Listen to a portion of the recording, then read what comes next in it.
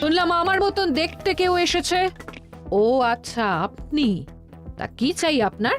বোঝো কাণ্ড, একরকম দেখতে একরকম গলা। এ বলে আমি আসল, ও বলে আমি। হায় হায় হায়, আসল নকল বোঝাই দায়। একটা নয়, দুটো রানী। আমার জ্যাঠামশাই একদম সুস্থ। এই মহিলা নিশ্চয়ই ভুয়ো চিঠি দিয়ে নিজের রাজবাড়িতে ঢোকার সুযোগ খুঁজছিল। একদম বাজে কথা বলবেন না। আপনি কে সত্যি করে বলুন। সমস্যা সমস্যা, ঘোর সমস্যা। আমার কোনো পাণ্ডিত্য দিয়ে বুঝতে পারছি না কে আসল আর কে নকল। আমি আসল, বিশ্বাস করুন। আমি তো এই মাত্র এলাম। না, আপনি নকল, আমি আসল। কিভাবে বুঝবো? আমি বলবো মহারাজ, এই যে এই রানী আসল। হ্যাঁ, কিন্তু মন্ত্রীমশাই, আপনি কি করে বুঝলেন? না মানে এই রানীমা তোমার উপরে এত ভরসা করে রাজবাড়ির কাজ করাচ্ছেন, কাউকে বিশ্বাস করেননি, একমাত্র তোমাকে বিশ্বাস করেছেন। এত ভালোবাসা, এত বিশ্বাস কার থাকতে পারে বলো? মানে গোপাল, তুমি রাজবাড়ির কি কাজ করছো? বাসন মাজা, ঘর মোছা, বাগান পরিষ্কার, অনেক কাজ করছি রানীমা। আপনার সব গয়না চুরি হয়ে গেল, তাই কাউকে বিশ্বাস করা যাবে না বলে ওই রানীমা আমাকে কাজে রাখলেন। এই ওই বন্ধ করে একটা উপায় বের করো। বেশ বেশ, আমি ধরে নিচ্ছি দুজনেই আসল। তাই আপনাদের দুজনকে আমি পরীক্ষা নেব, দেখব কে উত্তীর্ণ হন। তাই নাও। আপনারা দুজনেই তো সেনাপতিকে চেনেন, বলুন তো সেনাপতির আসল নাম কি? সনাতন সেন। আচ্ছা, আপনাদের বাপের বাড়ি কোথায়? বিজয়গড়। দূর দূর, গড়গড় করে সবই বলে দিচ্ছে। এভাবে হবে না, অন্য কোনো উপায় ভাবো। বেশ, সেনাপতি তলোয়ার দাও তো। দিচ্ছি। এই নিন, এই তলোয়ার দিয়ে মহারাজকে মেরে ফেলুন। আপনাদের মধ্যে কে মারতে চান বলুন। এসব তুমি কি বলছো গোপাল? মহারাজ আমার পতি পরমেশ্বর, ওনাকে আমি মারতে পারি? আমি স্বপ্নেও ভাবতে পারিনি গোপাল তুমি এই জঘন্য কাজ আমাকে করতে বলবে। আমি নিজের প্রাণের আহুতি দিতে পারি, কিন্তু মহারাজের গায়ে একটা আঁচড়ও দিতে পারবো না।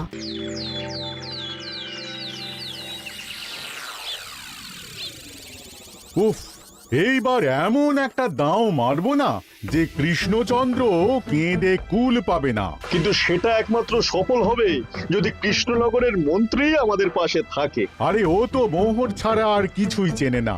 ওকে খবর দিয়েছি এক্ষুনি এলো বলে। রাজামশাই, কৃষ্ণনগরের মন্ত্রী এসেছেন। ওকে ভেতরে পাঠিয়ে দাও। প্রণাম খাম্বাজরাজ। এ কি রানীমা, আপনি? আমি তোমাদের কৃষ্ণনগরের রানী মানুই। আমার নাম ললনা। আমি হরেক রকমের গলায় কথা বলতে পারি। এটা আমার আসল গলা।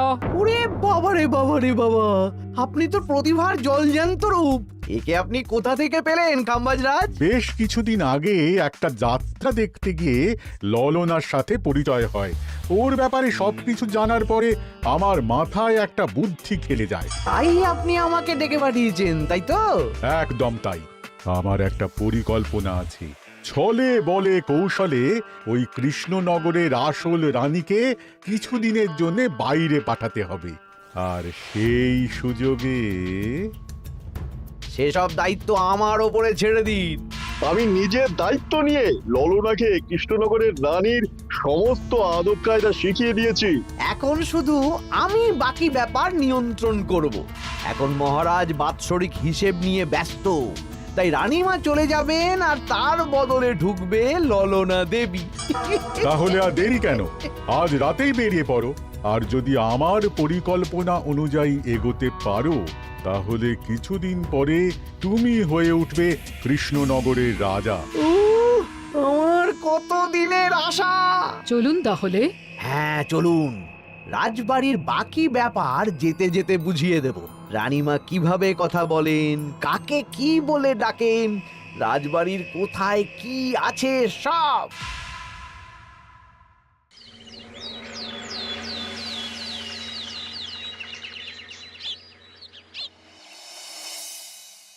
কি গো গিন্নি, জ্বরটা নেমেছে? এই জ্বরটা কমেছে, কিন্তু শরীরটা খুব দুর্বল গো। তুমি পারলে ভাতটা রান্না করে রাজবাড়ি যাও। আমি বেলার দিকে এই কিছু একটা তরকারি করব। না না গিন্নি, তোমাকে এই শরীরে রান্না করতে হবে না। আমি তরকারির সবজি কুটে রাখছি। হ্যাঁ, ওই পুটির মাকে বলে রাখবো, ও এসে রান্না করে দেবে। তাহলে তো ভালোই হয়, জ্বরে একেবারে শরীরটা দুর্বল করে দিয়েছে গো। হ্যাঁ, তুমি বিশ্রাম নাও গিন্নি, আমি রান্নাঘরে যাই। এ কি, গোপাল আজকে এখনো এলো না? ও কোনোদিন সময় এসেছে মহারাজ? ওকে তাড়িয়ে আপনি একটা কাককে রাজসভায় রাখলেও সে সময়ে আসবে। আসলে গোপালের গিন্নির খুব জ্বর, আমি দেখে এসেছি। তাই হয়তো ওর গিন্নির সেবা শুশ্রূষা করতে গিয়ে গোপালের দেরি হচ্ছে। তোমাকে আর গোপালের হয়ে কাসুন্দি গাইতে হবে না। এই, তোমরা থামো তো। একটু দেরি হয়ে গেল মহারাজ। আসলে গিন্নির খুব জ্বর, তাই কিছুটা রান্না করে এলাম। আচ্ছা আচ্ছা আচ্ছা, তা এখন তোমার গিন্নির শরীর কেমন আছে? আগের থেকে ভালো আছে মহারাজ, জ্বরটা কমেছে, কিন্তু শরীর খুব দুর্বল। বেশ বেশ, একটু যত্নআত্তি করো। যাই হোক, আজকে সারা বছরের খরচের হিসেব আর আগামী অর্থনৈতিক বছরের প্রকল্প নিয়ে আলোচনা হবে। আলোচনা শুরু করা হোক। বিগত অর্থনৈতিক বছরে বিভিন্ন খাতে মোট খরচ হয়েছে 15,700 মোহর, আর বিভিন্ন কর বাবদ উপার্জন হয়েছে 22,000 মোহর। তাহলে তো মহারাজ ভালোই লাভ হয়েছে। এবার আমাদের দিকে একটু নয়ন মেলে তাকালেই হয়। সেসব তো দেখবই, কিন্তু তার আগে আমি মন্ত্রীর সাথে বিগত বছরের সব খরচ নিয়ে হিসেবে বসবো। হ্যাঁ, বেশিরভাগ দায়িত্ব তো মন্ত্রীমশাইয়ের কাঁধেই থাকে, তাই উনি কোনো হিসেবে জল দিয়েছেন কিনা সেটাও পরখ করে নেওয়া যাবে। এত কাজের চাপ যাচ্ছে কদিন, শান্তিতে ঘুমোতেও পাচ্ছি না। মন্ত্রী, তুমি আজ বিকেলে রাজবাড়িতে চলে এসো। বিগত অর্থনৈতিক বছরের হিসেবগুলো একবার দুজনে বসে মিলিয়ে নেব। আচ্ছা মহারাজ, যা করার তাড়াতাড়ি করে নিতে হবে। এখন দেরি করলেই এই বছরের প্রকল্পগুলো শুরু করতে দেরি হয়ে যাবে। মহারাজের জয় হোক। বলো প্রহরী, তুমি কি কিছু বলবে? মহারাজ, একজন কালো চাদর মুড়ি দেওয়ার লোক এলেন আর আমার হাতে এই চিঠিটা ধরিয়ে দিয়ে চলে গেলেন। এই গরমে চাদর মুড়ি? অদ্ভুত লোকটা। কি রে বাবা? সর্বনাশ! কি হলো? তোমাদের রানীমার জ্যাঠামশাই খুব অসুস্থ, তাই পরিবারের সবার সাথে দেখা করতে চান। ও মা গো! আজ সভা এখানেই শেষ। এইবার শুরু হবে আসল খেলা।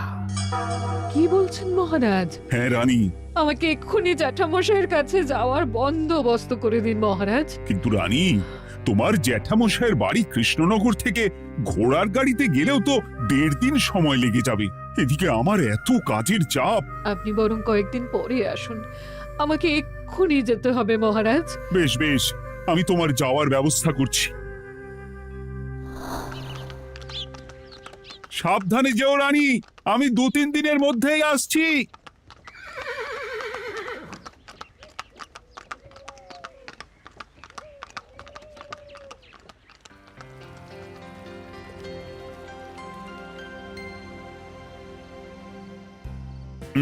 মন্ত্রী, বিগত অর্থনৈতিক বছরে আমাদের পাঠশালার উন্নতির জন্য কত খরচ করা হয়েছিল একটু দেখো তো। সব মিলিয়ে মোট 150 মোহর মহারাজ। কিন্তু আমার এখানে তো 170 মোহর দেখাচ্ছে। 170 মোহর? তা কি করে হয়?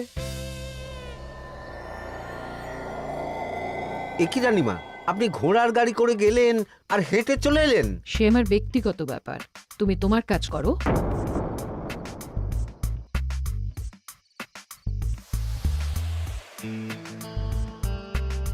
এ কি রানী, তুমি চলে এলে? আমার শরীরটা খুব একটা ভালো লাগছে না মহারাজ, পেটটা কামড়াচ্ছে, তাই সহিসকে বললাম ঘোড়ার গাড়ি নিয়ে জ্যাঠামশাইকে দেখে আসতে, আর আমি বাড়ি চলে এলাম। ও, সহিস এসে খবর দেবে, তারপর আমি আর আপনি দুজনে একসাথে যাব।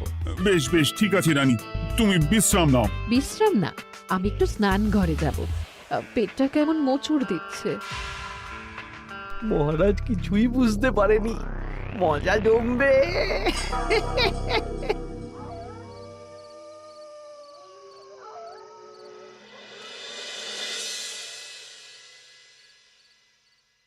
এ কি রানী, তুমি তোমার সব গয়না গাটি বের করছো কেন? আমার আর এই পুরনো নকশার গয়না পছন্দ নয় মহারাজ।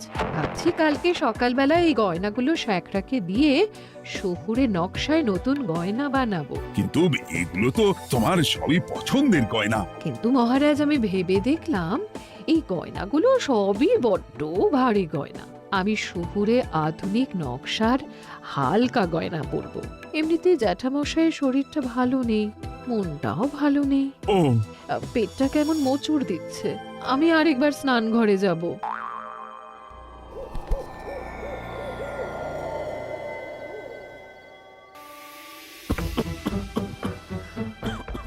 ওই তো মন্ত্রী মশাই এসেছে।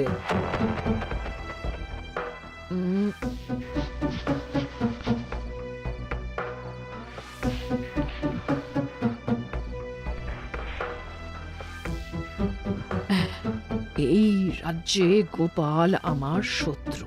কালকে থেকে গোপালকে খাটাবে।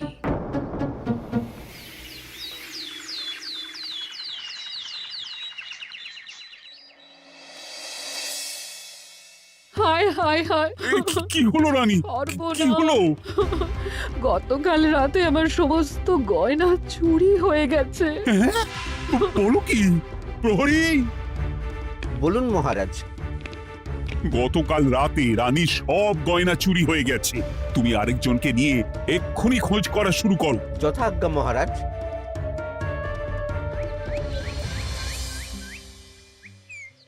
আমার সব গয়না চুরি হয়ে গেল। এবার আমি কি করব? রানী তুমি কেঁদো না। সেই সকাল থেকে কেঁদেই চলেছো। আমি তো প্রহরীকে খোঁজ করতে পাঠিয়েছি। এই সব প্রহরী কর্মচারী কাউকে বিশ্বাস হয় না আমার। আজ থেকে সবাইকে ছুটি দিয়ে দেব। কি বলছো তুমি? সবাইকে ছুটি দিয়ে দিলে রাজবাড়ির কাজ কে করবে? কেন? আমাদের সবচেয়ে বিশ্বাসযোগ্য সভাসদ গোপাল আজ থেকে রাজবাড়ির সব কাজ গোপাল করবে। কি বলছো? আপনি কি বলতে চাইছেন? গোপাল বিশ্বাসযোগ্য না? হ্যাঁ, গোপাল আমার সবচেয়ে প্রিয়। ওর চেয়ে বিশ্বাসযোগ্য আর কেউ নেই। কিন্তু কোনো কিন্তু না, বলবেন আপনার আদেশ। এক্ষুনি গোপালকে ডেকে পাঠান। যেমন তোমার ইচ্ছে। গোপাল, গতকাল রাতে রানীর সব গয়না চুরি হয়ে গেছে, তাও আবার ঘরের ভেতর থেকে। আমি চাই তোমার মতো বিশ্বাসযোগ্য লোকই রাজবাড়ির সমস্ত কাজ করুক। মানেটা ঠিক বুঝতে পারলাম না রানীমা। মানে আমি রাজবাড়ির বেশিরভাগ কর্মচারীকে ছুটি দিয়ে দিচ্ছি, তার বদলে রাজবাড়ির কাজ করবে তুমি। কিন্তু কোনো কিন্তু না। রাজসভার ভাড়ামো অনেক হয়েছে। এবার থেকে তোমার কাজ বাসন মাজা, ঘর মোছা, কাপড় কাচা, পুরো রাজবাড়ি ঝাঁট দিয়ে পরিষ্কার করা। এই সেরেছে। যাও, রান্নাঘর থেকে বাসন নিয়ে পুকুর পাড়ে গিয়ে বাসন মাজবে। কি গোপাল, রাজসভা থেকে সোজা পুকুর পাড়ে? কি হয়েছে নাকি? খুব হাসি পাচ্ছে না? হাসি তো পাবেই। নতুন রানীমা আসার পরে তোমার এই হাল করে ছেড়ে দিল। নতুন রানীমা? না, আসলে ঘটা বলতে চাইছে রানীমা তোমাকে নতুন চাকরি দিয়ে এই হাল করলো। যা হয়েছে ভালো হয়েছে। আমার পেছনে না লেগে নিজের কাজ করুন, যান। কোথায় কি বলতে হয় জানিস না নাকি? অভ্যেস নেই তো, তাই মুখ ফসকে বেরিয়ে গেছে।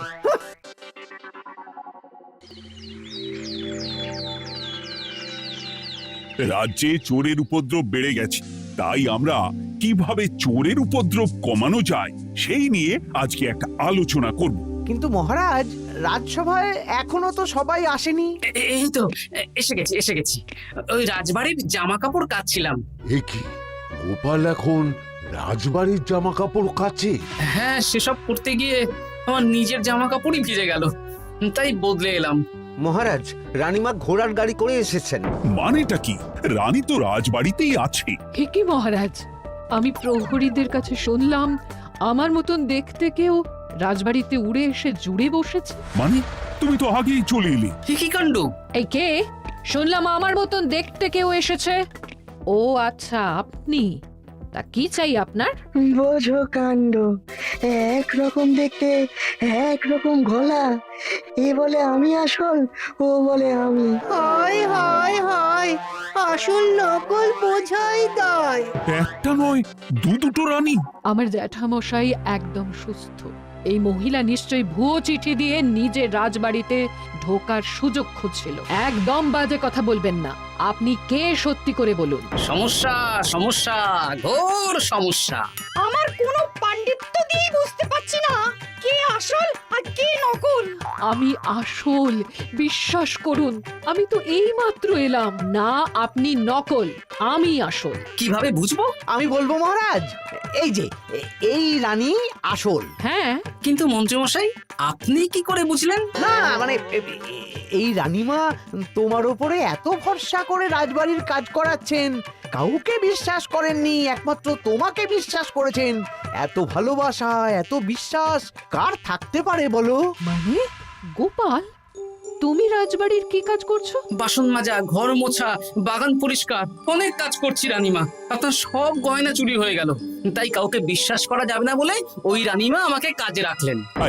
এই ওই বন্ধ করে একটা উপায় বের করো। বেশ বেশ, আমি ধরে নিচ্ছি দুজনেই আসল। তাই আপনাদের দুজনকে আমি পরীক্ষা নেব, দেখব কে উত্তীর্ণ হন। তাই নাও। আপনারা দুজনেই তো সেনাপতিকে চেনেন, বলুন তো সেনাপতির আসল নাম কি? সনাতন সেন। আচ্ছা, আপনাদের বাপের বাড়ি কোথায়? বিজয়গড়। দূর গড়গড় করে সবই বলে দিচ্ছে। এভাবে হবে না, অন্য কোনো উপায় ভাবো। বেশ, সেনাপতি তলোয়ার দাও তো। দিচ্ছি। এই নিন, এই তলোয়ার দিয়ে মহারাজকে মেরে ফেলুন। আপনাদের মধ্যে কে মারতে চান বলুন। এসব তুমি কি বলছো গোপাল? মহারাজ আমার পতি পরমেশ্বর, ওনাকে আমি মারতে পারি? আমি স্বপ্নেও ভাবতে পারিনি গোপাল তুমি এই জঘন্য কাজ আমাকে করতে বলবে। আমি নিজের প্রাণের আহুতি দিতে পারি, কিন্তু মহারাজের গায়ে একটা আঁচড়ও দিতে পারবো না। উফ, খাম্বাজরাজ বেছে বেছে এক ধুরন্ধর নারীকে পাঠিয়েছেন, কোনো জবাব নেই। আমি বুঝতে পারছি না মহারাজ, এনাদের হাবভাব, কথাবার্তা, রূপ সবই একরকম। তবে যিনি ঘোড়ার গাড়ি চেপে এখন ফিরলেন, তিনি আসল হলেও হতে পারেন। আমি আসল, বিশ্বাস করুন। বললেই হলো? আসল হলে প্রমাণ করুন। বেশ, আজকে আর মাথায় কিছু আসছে না, আমি কাল আসব। ততক্ষণ আপনারা দুজনে রাজবাড়ির দুটো ঘরে থাকুন। কি ছক মারিতে পড়লাম রে বাবা।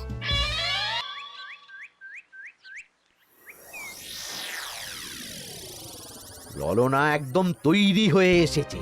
দারুণ মজা হচ্ছে বলুন। এবার শুধু একবার আসল রানীকে সরিয়ে ললনা যদি রানী হয়ে যায়, তাহলে রানীর গয়নার মতন সব আমার হাতে চলে আসবে।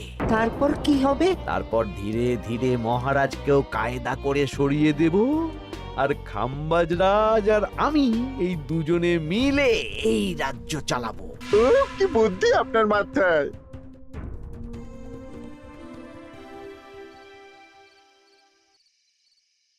বলছি শোনো না, আমার শাড়িটা একটু ছিঁড়ে গেছে গো। তুমি বাজার থেকে কালকে আমার জন্য একটা শাড়ি নিয়ে আসতে পারবে? আচ্ছা বেশ, নিয়ে আসবো শাড়ি। শাড়ি শাড়ি শাড়ি, এই তো মাথায় বুদ্ধি এসেছে। কাল নয়, আজকেই। গোপাল, তুমি কিছু ভাবতে পারলে? মহারাজ, আপনার দুই রানীকে ডাকুন। আমার তো একটাই রানী। ওই হলো মহারাজ, আসল নকল দুজনকেই ডাকুন। কই গো, একটু বাইরে এসো। বলুন মহারাজ, আপনি ডাকছেন? আচ্ছা, আমি দুটো শাড়ি নিয়ে এসেছি, লাল শাড়ি আর নীল শাড়ি। এই দুটোই মন্ত্রপুত শাড়ি, এক সিদ্ধ পুরুষ দিয়েছেন। কে তিনি? না, সেসব এখন বলা যাবে না, তবে এই শাড়ি দুটো একটা একটা করে ওনাদের দিয়ে দিন। এবার আমি এই শাড়ির বিশেষত্ব বলি। হ্যাঁ বলো গোপাল, বলো। আপনারা দুজনেই আজ রাতে এই শাড়িটা পরবেন, সারা রাত পরে থাকবেন। এই শাড়িগুলো 12 হাত মাপের শাড়ি। আগামীকাল সূর্যোদয় হওয়ার পরে যার শাড়ি 4 হাত কমবে, সেই হবে আসল রানী। আচ্ছা বেশ, তাহলে তোমরা দুজনেই এই শাড়ি পরে থাক। কাল সকাল সকাল রাজসভা বসবে, তখন তোমাদের শাড়ি গোপালের কাছে জমা দিও। আচ্ছা। আমি যে নকল সেটা বুঝতে দেওয়া যাবে না। কি করে এই শাড়িটা 4 হাত কেটে ফেলে ওই 2 ফল কাটার ছুরি কেটে ফেলো। কালকে আবার মজা হবে।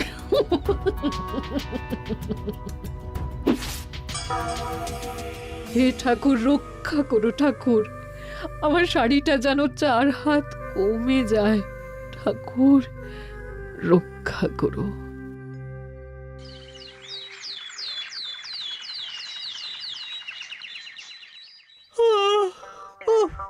এত সকাল সকাল রাজসভা, দূর, ভালো করে ঘুমটাও হলো না। আমি তো ঘুমোইনি, চিন্তায় ঘুমই আসেনি। কই গো, তোমরা এসো। এই নিন আমার শাড়ি, এবার মেপে দেখুন এটা 4 হাত কমে গেছে। এই দেখুন মহারাজ, বিশ্বাস করুন আমি আসল, কিন্তু এই শাড়িটা সারা রাত পরে থাকা সত্ত্বেও 4 হাত তো দূর, 4 আঙুলও কমেনি। লাল শাড়িটাই ছোট মনে হচ্ছে। তাহলে তুমি আসল? উফ, বাবা, বাঁচা গেল। আয়, কে আছো? এই নকল রানীকে কারাগারে বন্দি করো। দাঁড়ান মহারাজ, বন্দি করতে হলে যার শাড়ি 4 হাত কমে গেছে তাকে বন্দি করুন। কেন? আমার শাড়ি তো 4 হাত কমে গেছে। শর্ত অনুযায়ী যে আসল তার শাড়ি তো 4 হাত কমবে না, আপনি ধরা পড়ে গেছেন নতুন রানীমা। এগুলো কোনো মন্ত্রপুত শাড়িই নয়, এগুলো আমার পরিকল্পনার প্যাচ। আপনি নিশ্চয়ই নিজেকে আসল প্রমাণ করার জন্য শাড়িটা কেটেছেন। না মানে, না না না, তাহলে কমলো কি করে? না মানে হয়ে গেল। সত্যি গোপাল, তোমার বুদ্ধির জবাব নেই। গোপাল, তুমি আমাকে বাঁচালে। এই যে নতুন রানীমা, চুপ করে কেন? ওকে আমি কারাগারে গিয়ে বেত মারছি, তাহলেই সব বলবে। বল, কে তুই বল? আসলে মানে আমার নাম ললনা। আমি যাত্রাপালা করি, অনেক রকম গলায় কথা বলতে পারি। কদিন আগে খাম্বাজ রাজ আর এই মন্ত্রী মশাই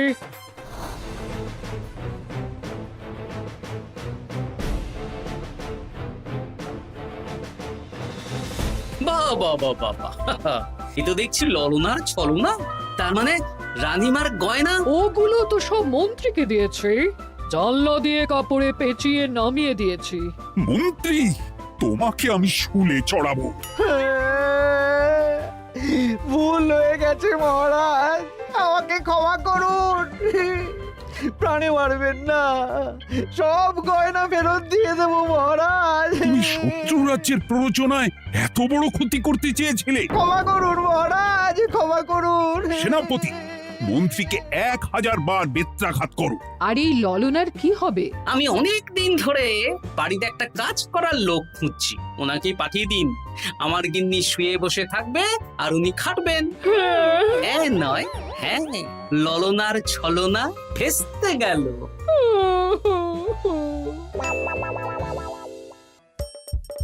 হাসির রাজা, জ্ঞানের রাজা, রসিক রাজা।